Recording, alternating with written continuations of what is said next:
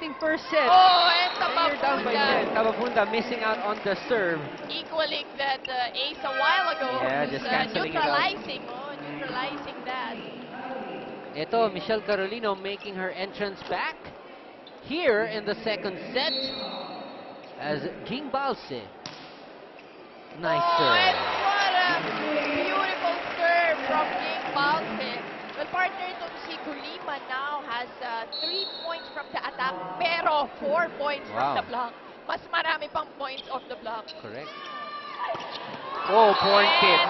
Porntip, that's her 10th point from the attack, and having a score off a block. She has really gelled very well with the Lyceum system. Ang bilis nga Ang bilis.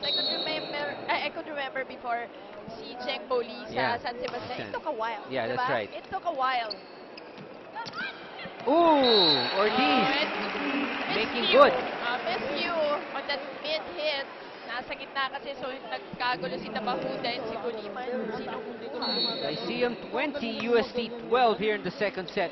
Again, folks, that first set won by UST, which they needed extension to win it. Carolino drops it to the middle. Tabafunda not able to control that first touch. And UST making a run right now here in the second set. That's right. This is something that Lyceum should put a stop now. Yeah. If they want to win this set. And Coach Emil knows it very well. Though the lead is 7 points, he's still calling his first time out. Let's listen in to Coach Lontong. Kaya ba yan? Di ba tapos na? Ito na lang, ito. Rick.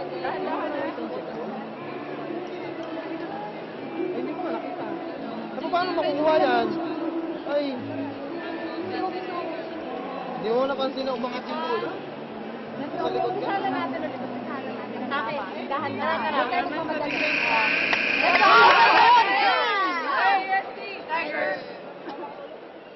All right, again, UST down by 7 here in the second set.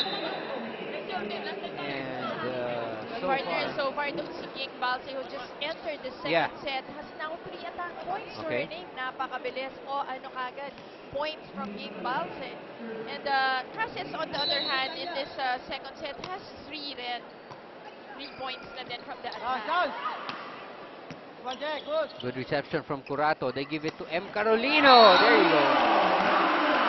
Lead now down to 6 points. Down the line is from Michelle Carolino. And if you notice, the reception of Lyceum not able to control the serves of UST. Now they do. And when they do... Credit has that point to Tabafunda for that back set. Porntip just making good. Yun naman pag magandang set, mahihiya kang hindi kumin yung point. That's right.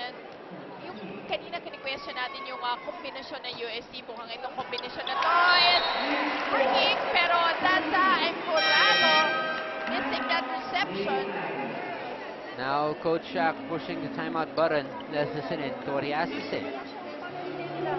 First ball, para maka-atake. Tara. Ang bola ni Porntip pag ganito. Ate Michelle. Kung nakataas na yung kamay natin, alam niya kung saan niya padadaanin yung bola. Huwag natin ibigay yun. Gadayain nga natin Alamin natin muna Hindi mo kailangan ipasok sobrang yung kamay. Isip lang tayo sa ginagawa. Isip lang. And I believe that was Assistant Coach Villet Ponce de Leon giving instructions on blocking Porntip, right? That's right. Sabi, basahin nga naman daw muna. Just like what Guliman has been doing for the past 2 sets. Tama nga naman. Huwag mong unahan. Tatalong ka lang siya for no reason. Correct. Madadaanin lang sa'yo yan. That's right. It's not enough that you jump and raise up your hands. Importante yung habang pumapalo yung spiker, binabasa mo. Way beyond the antenna. Michelle Carolino still went for it, but not successful that time. And it seems that Lyceum will tie this match at 1 set apiece as Porntip gets ready to serve. And what a time for an ace to come. And also, Mozi, this is a time of the season that conditioning plays a very important role. That is right. Yung fatigue factor, sigurado for every match, you've got to challenge yourself, no? Na, you expect it to be going the distance all the time. And iba rin yung proper mindset going into the ball game. Kasi alam mo na semis na to eh. Iba na yung level of play. Yeah, iba na. Saka yung importance pati. Dapat nasa loob mo yan. Alam mo how important that ball is. Look at the blocking of Lacey. Yes, exactly. Until that play from Maizo. And that Nahuli was, si Dalia Cruz. that's right. And an excellent set from Gonzalez.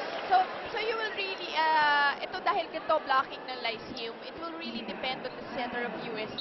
Kung paano niyang maloloko itong mga Correct. blockers ng Lyceum.